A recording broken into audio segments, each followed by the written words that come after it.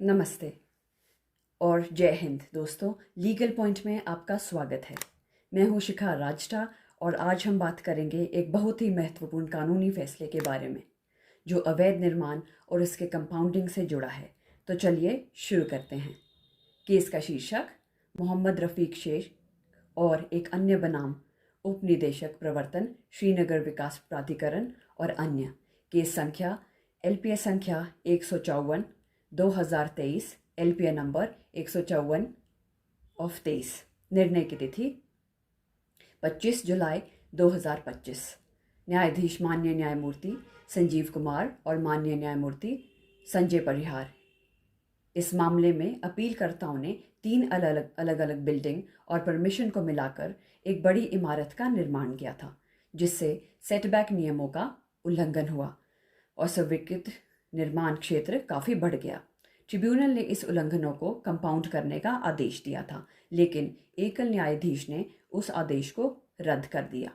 उच्च न्यायालय ने एकल न्यायाधीश के फैसले को बरकरार रखा, इस बात पर जोर दिया कि प्रमुख उल्लंघन विशेष रूप से सेटबैक से संबंधित प्रासंगिक नियमों के तहत कंपाउंड करने योग्य नहीं है। न्यायालय ने अपील को खारिज कर दिया और श्रीनगर विकास प्राधिकरण को अनधिकृत निर्माण को ध्वस्त करने का निर्देश दिया।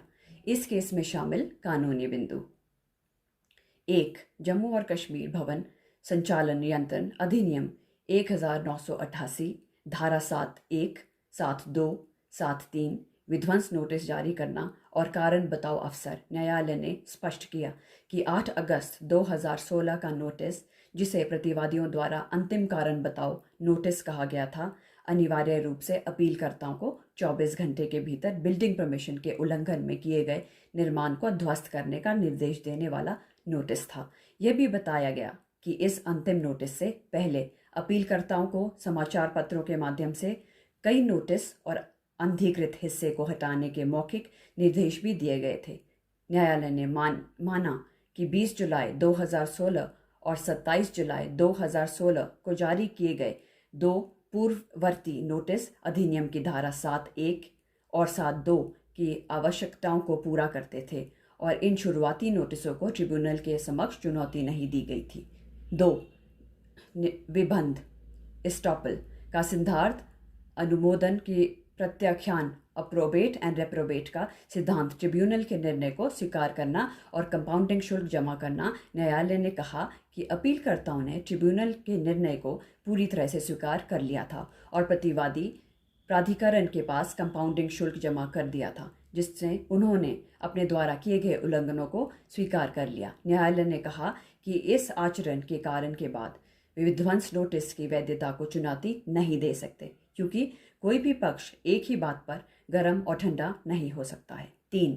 विबंध का सिद्धांत कंपाउंडिंग शुल्क का एक तरफा जमा। न्यायालय ने फैसला सुनाया कि अपीलकर्ताओं द्वारा प्रतिवादी प्राधिकरण के बैंक खाते में कंपाउंडिंग शुल्क का मात्र जमा प्राधिकरण की जानकारी या औपचारिक स्वीकृति को बिना प्राधिकरण के ट्रिब्यूनल के आदेश को चुनौती देने के अधिकार को समाप्त नहीं करता है। 4. जम्मू और कश्मीर भवन संचालन नियंत्रण विनियम 1988, विनियम 11(2) और जम्मू और कश्मीर भवन संचालन नियंत्रण संशोधित विनियम 2001, विनियम 9 कंपाउंड करने योग्य उल्लंघन। न्यायालय ने स्पष्ट किया कि 1988 के विनियम 11(2) और 2001 के संशोधित विनियम 9 दोनों के तहत मामूली प्रकृति का अपराध ही कंपाउंड करने योग्य है। हालांकि बायलॉज में निर्धारित स्वीकार्य सामने पीछे या किनारे के सेटबैक का उल्लंघन स्पष्ट रूप से कंपाउंड करने योग्य नहीं है। इसलिए निर्धारित सेटबैक पर किया गया निर्माण मामूली अपराध नहीं माना जाता है और ना ही यह किसी भी विनियम के तहत कंपाउंड करने योग्य है। 5. जम्मू और कश्मीर भवन संचालन नियंत्रण अधिनियम 1988 धारा 19 विनियम बनाने की शक्ति और सरकार की स्वीकृति। न्यायालय ने पाया कि 2001 संशोधित विनियम प्राधिकरण द्वारा अधिनियम की धारा 19 के तहत बनाए गए, जिसने भी लिए सरकार की पूर्व स्वीकृति की आवश्यकता होती है। अधिसूचना में स्पष्टीकरण शब्द का उपयोग किया गया था, लेकिन न्यायालय ने माना कि यह संभवतः अनुमोदन के संस्थान एक मुद्रण टंकन त्रुटि की यह स्पष्ट था कि विनिमय को सरकार की मंजूरी के बाद ही जारी किया गया था। 6. जम्मू और कश्मीर भवन संचालन नियंत्रण अधिनियम 1988 और नियमितीकरण के लिए संशोधित योजना प्रस्तुत करना। न्यायालय ने स्पष्ट किया कि ना तो ये 1988 के अधिनियम में और ना ही 1988 या 2001 के विनियमों को ऐसा कोई प्रावधान है जो किसी पक्ष को स्वीकृत परमिशन के उल्लंघन में बनाए गए मौजूदा भवन के आयामों को संचालना के बदलने के लिए एक संशोधित योजना प्रस्तुत करने की अनुमति देता है। विशेष रूप से निर्माण ना होने के बाद ऐसे उल्लंघनों का नियमित करने के लिए संशोधित योजना प्रस्तुत करना का कोई प्रावधान नहीं है। उच्च न्यायालय ने अपील को खारिज कर दिया। ट्रिब्यूनल के आदेश को रद्द करने वाले एकल न्यायाधीश के फैसले को बरकरार रखा। न्यायालय ने श्रीनगर विकास प्राधिकरण को निर्देश दिया कि वह अवैध निर्माण को ध्वस्त करने, भले ही इसके पूरी संचालना का विध्वंस शामिल हो, और वो महीने के भीतर न्यायालय को एक रिपोर्ट प्रस्तुत करे। न्यायालय ने यह भी टिप्पणी की कि अधिकारियों को लापरवाह उल्लंघनों को रोकने के लिए अपनी जिम्मेदारी को गंभीरता से लेना चाहिए। ये था आज का लीगल पॉइंट।